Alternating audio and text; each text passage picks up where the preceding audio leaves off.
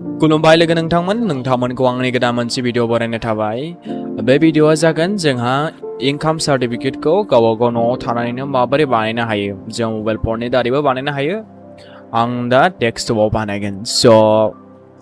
चेनेलाव गोदानबा चेनेलखौ subscribe खालामनानै लादो। बेबायदिनो गोदान आपडेट बे चेनेलनि गेजेरजों नोंथांमोना मोनबाय थानो हागोन।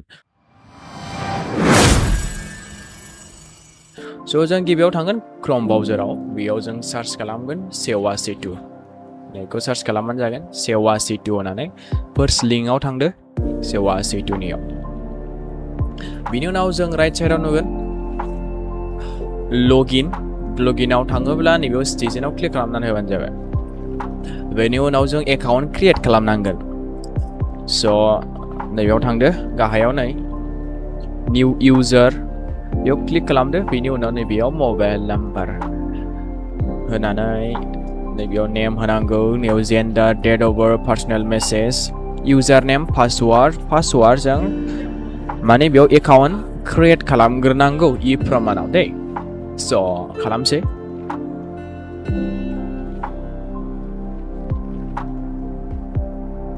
मबाइल नाम्बार होखांनायनि उनाव बेयाव जेनेरेट अटिपि होनांगोन। बेनि उनाव नोंनि मबाइलाव अटिपि थांगोन।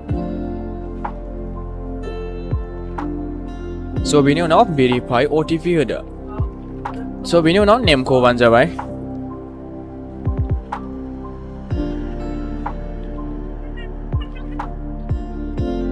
बेनि उनाव जेन्डारखौ होदो। बेनि उनाव डेट अफ बार्थखौ होदो।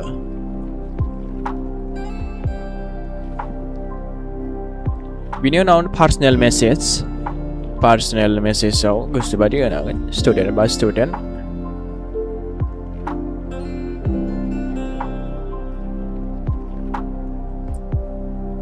इउजार नेम बानायसै। इउजार नेमखौ गावबागाव गोसोबादि दोननो हागोन।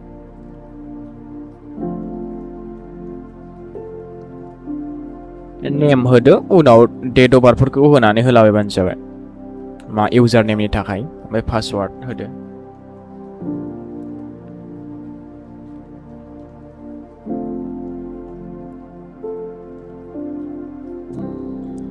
बेनि उनाव नैयाव क्लिक खालामबानो जाबाय। नैयाव एक्सेप्ट होनानै होदो। बिनि उनाव साइन आप होदो। बेखौ एलाउ होना होदो। बेनि उनाव बेबायदि अपेन जागोन। जों इनकाम सार्टिफिकेट बानायनो थाखाय जों बहा थांनांगोन। बेनि उनाव आं जुम खालामनि। नैबे हमाव फैदो। बेयाव क्लिक खालाम हमाव। बेनि उनाव जों बेयाव सार्च खालामनांगोन एप्लिकेशन फर इनकाम सार्टिफिकेट।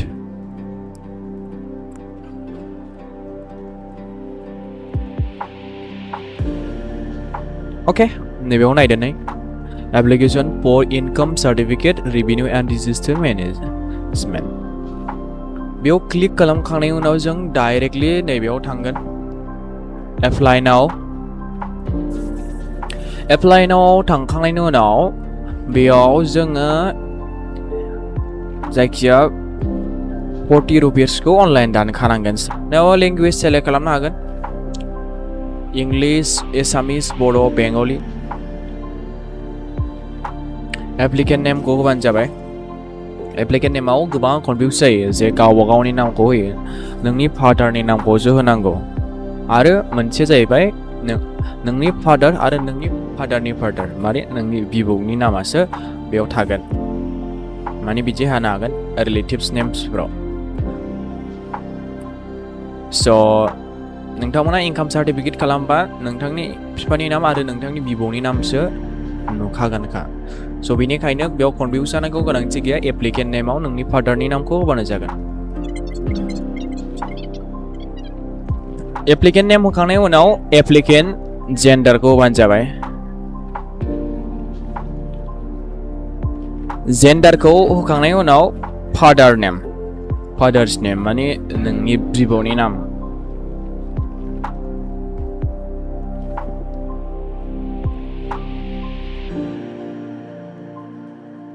बेनि उनाव इमेल होनो हायो। होआलाबासिनो थानो हायो। आं होनसै। मेन्डेटरि नङा खिन्थु बे।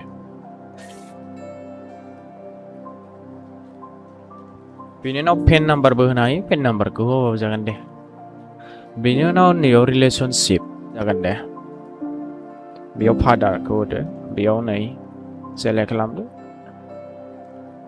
लेट होदो थैदोंबा लेट होदो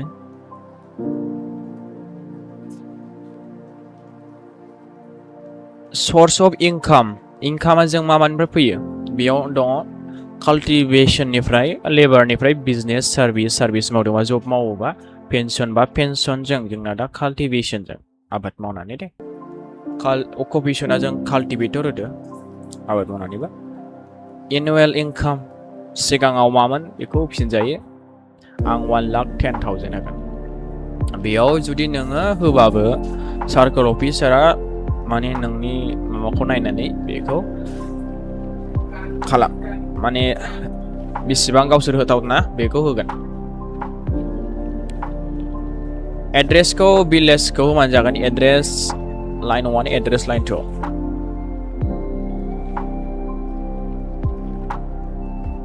स्टेटआथ' आसामखा स्टेटआ अलरेडि सेलेक्ट डिस्ट्रिक्ट सेलेक्ट खालामदो गावबागाव डिस्ट्रिक्टखौ नायै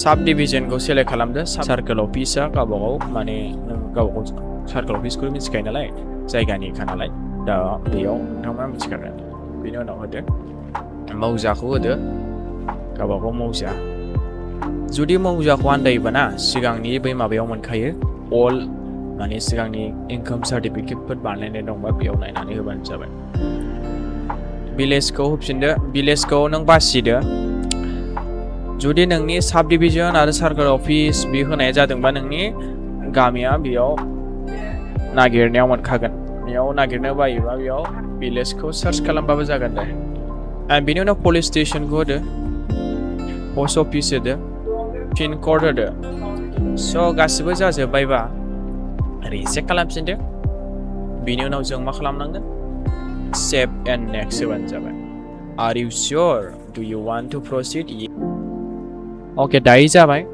दा जोंनो एड्रेस प्रुफनि थाखाय नोंथांमोना मा खालामनो हायो आधारखौबो होनो हागोन नैबेयाव आधारखौ होनो हागोन आइडेन्टिटि प्रुफनि थाखाय भटारबो होनो हागोन आरो बेयाव आधारखौनो होफिननोबो हायो नाथाय फादारनि जानांगोन नोंनि फादारनि लेन्ड रेभिनिउ रिसिप्ट खाजोना रिसिप्टखौ होबानो जाबाय सेलारि रिसिप्ट जब मावोबा सेलारि स्लिप जब मावोबा सेलारि स्लिपखौ होबानो जाबाय एनि आदार डकुमेन्टआव मा होनो हायो गावबुरा रेसन कार्डबो होनो हागोन ओमफ्राय मोनसे फर्म दं जे इनकाम बानायबा बेखौ होनो नांगौ होआबाबो जायो नाथाय होबा साबसिन जायो आरोना नै आं खोन्थानि नैयाव नै एप्लिकेशन्स फर इनकाम सार्टिफिकेट बेयाव नेम बे माने नों दहाय मा फिलआप खालामदों बेयावनो दंजोबखायो अकुपेशन ओमफ्राय नैयाव फादारनि सिगनेचार होनांगोन बेखौ जेरक्स खालामनानै नोंथांमोना फिल खालामनो हायो आरो जुदि होआबा नोंथांमोननि गोसोसै होआबाबो जागोन मानो होनोब्ला बेयाव पार्टिकुलार बिनाय गैया माने एप्लिकेशन बिदिखौ एनि आदार डकुमेन्ट एक्सट्रा एड्रेस प्रुफ दं आइडेन्टिटि प्रुफ दं लेन्ड रेभिनिउ रिसिप्ट नै मोनथामाल' इम्पर्टेन्टखा स' आं होनसै सेलेक्ट खालामसै नैयाव प्लासाव नाय नैबेयाव इनक्ल'जार डकुमेन्टआव ओरै क्लिक खालामदो एड्रेस प्रुफआव क्लिक खालामदो बेनि उनाव नोंनि फाइलखौ सेलेक्ट खालामदो नोंथांमोना फाइलनि थाखाय 500 KB नि PDF नि 500 KB आन्दारावनो जानांगोन कमप्रेस खालामनांगोन आरोना गुगोलाव थांनानै डाइरेक्ट कमप्रेस खालामनो हागोन आं आधार कार्डखौ होनसै सेलेक्ट खालामबाय सेलेक्ट खालामबा बिदि फैगोन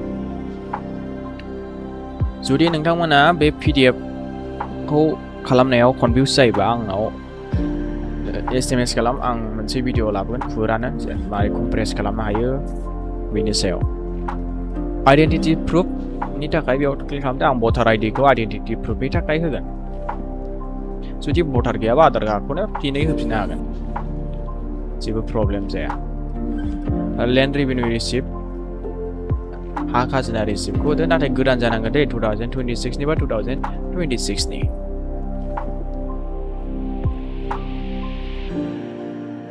बेनि उनाव एनि आदार डकुमेन्टआव होदो माने नोंथांमोना साननो हागौ जे बेयाव मोनसेल' अपसन दं बेखौ मार्ज खालामनांगौ दै मार्ज माने मोननै मोनथामखौ खनसेनो ज' मोनसे PDF आव होबानो जागोन आं बेयाव गावबुरा सार्टिफिकेट होदों भिलेज एडमिननि सार्टिफिकेट रेशन कार्डखौबो होफादों बाहाल मन्दिरनि थाखाय ओमफ्राय बै एप्लिकेशना बे फर्मखौबो सिगनेचार होनानै फिल आप खालामनानै बेयाव साबमिट खालामफानाय जादों नोंथांमोना जुदि रेशन कार्ड गैयाब्ला बे भिलेज एडमिननि सार्टिफिकेटखौ होबानो जागोन ओके आरो जाबाय दा बेनि उनाव गासिबो नायजोबदो बेनि उनाव सेभ एन्ड नेक्स्ट अप्शन दो बेनि उनाव नै बेयाव गासिबोखौ नायदो बेयाव भुल जादोंना जायाखै बेनि उनाव मेक पेमेन्टआव क्लिक खालामदो मेक पेमेन्ट नोंथांमोना नुनो हागोन नैबेयाव 40 रुपिसखौ जोंनो अनलाइन दाननो नांगोन अनलाइन दाननो थाखाय नोंथांमोना UPI जोंबो हागोन दा नैबेयाव पेमेन्ट गेटवेआव क्लिक खालामदो नोंथांमोना नुगोना नुवाखै नै आं जुम खालामनि एसे नैयाव पेमेन्ट गेटवेआव थांदो सेलेक्ट बेंक गोसोबादि सेलेक्ट खालामनो हागोन जायखिया नैबे IDFC फार्स्ट बेंक बेनि उनाव I एग्री होदो proceed to payment होदो ओके दा बेयाव मोनसे QR कोड फैगोन नैयाव ओके नैयाव क्लिक खालामदो proceed to payment बेनि उनाव क्रेडिट कार्डजोंबो होनो हागोन डेबिट कार्डजोंबो होनो हागोन नेट बेंकिंजोंबो होनो हागोन UPI जों होगोन QR कोडनि दारै जेनेरेट QR कोड स्केन खालामनानै डाइरेक्ट QR कोडजों आङो रांखौ दाननोसै 4 मिनिटनि थाखाय थागोन बियो QR कोडआ रांखौ दानखांबाय आं रांखौ दानखांनायनि उनाव बिदि डाइरेक्ट फैखागोन आरो मोनसे पेमेन्ट रिसिप्टबो फैगोन दा बेनि उनाव डाइरेक्ट लग आउट जागोन नोंथांमोना गिनाङा जोंना राङा ओरैनोसो थांबाय नामा साननानै ओके दा नोंथांमोना मा फैफिननानै बेक फैफिननानै बेखौ लगइन खालामफिननो नांगोन बेखौ क्रस होजोबदो नोंथांमोना डाइरेक्ट बेक होनानै डाइरेक्ट थांफिनबानो जाबाय सेवा सेतुनि पर्टेलाव सार्च खालामफिनदो सेवा सेतु नोंनि आइडिखौ होनानै इउजार नेम एन्ड पासवार्डखौ होनानै लगइन खालामफिनबानो जागोन लगइनआव थांदो स्टेजनाव थांदो एन्ड लगइन खालामदो बेनि उनाव कनसेन्ट होदो साइन एलाउ बेनि उनाव नोंथांमोना नुनो हागोन नै पेमेन्ट भेरिफिकेसन पेन्डिं आंना राङा लस जाबाय नामा साननो हागौ दा बेनि थाखाय नोंथांमोना मा खालामनांगोन गो टु माय एप्लिकेसनाव थांदो बेनि उनाव नोंथांमोना मा खालामनांगोन दा पेमेन्टआ पेन्डिंसो जानानै दं दै पेमेन्टखौ पेन्डिं जायाखै नामा साननो हागौ दा बेनि थाखाय नोंथांमोना मा खालामनांगौ नाय नैबेयावनो गेट पेमेन्ट एक्न'लेज बेयाव क्लिक खालामनांगोन बेयाव क्लिक खालामदो क्लिक खालामखांनायनि उनाव लड जागोन नैबेयाव माखासे फिडबेक होनो नांगोन इउआर फिडबेक नोंनि गोसो एक्सेलेन्ट बा एक्सेलेन्ट नों माबायदि मोनदों आं भेरि गुड होगोन नैबेयाव भेरि गुडनियाव लिरदो नङाबा थांनाय नङा बेयो बेयावबो आं भेरि गुड लिरसै नोंनि एक्सपिरियेन्सखौ नों खोन्थादो बेखौ बानायनानै माबायदि मोनदों साबमिट होदो दा बेनि उनाव एप्लिकेशन रिसिप्ट बेखौ स्क्रिनशट खालामनानै लानो हागोन PDFबो डाउनलड खालामनानै हागोन जुम आउट नोंथांमोना मा खालामनांगोन एबार बेक थांदो नैबेयाव बेक थांखांनायनि उनाव नोंथांमोना नुनो हागोन नैयाव नाय साबमिटेड जाबाय दाना नोंथांमोना आं माबा खामानिया जागोन जायाखै सानगोन ना नोंथांमोना मा खालामनो हायो नोंना माबायदि प्रग्रेस जागासिनो दं नैयाव ट्रेक खालामनो हायो दै दा आंनि एप्लिकेशना साबमिशन जाबाय एप्लिकेशन साबमिटेड जाबाय स' बेयावनो नुजोबगोन ओमफ्राय जेब्ला एप्लिकेशना डिलिभार जागोन बेयाव नोंथांमोना डाउनलड खालामनो हागोन जुदि डाउनलड खालामनायखौ आन्दायोब्ला आं सप्तासेनि गेजेराव मोनसे भिडिअ लाबोगोन जे माबायदि डाउनलड खालामनांगौ स' बिराद इजि नोंथांमोनाबो गावबागाव खालामना लानो हागोन अनलाइन दखानाव थांनो गोनांथि गैया गावबागावनो बानायनानै लानो हायो बे गावबागाव सुबिदानि थाखायनो बेखौ पर्टेलखौ होनाय जादों स' भिडिअआ बेखिनियानोमोन भिडिअखौ मोजां मोनदोंब्ला लाइक कमेन्ट शेयार खालामलायदो जाहाथे बेबायदिनो गोदान आपडेटफोर अनलाइननि खामानिफोर नोंथांमोननि गेजेराव लाबोबाय थागोन स' थेंक इउ सो माच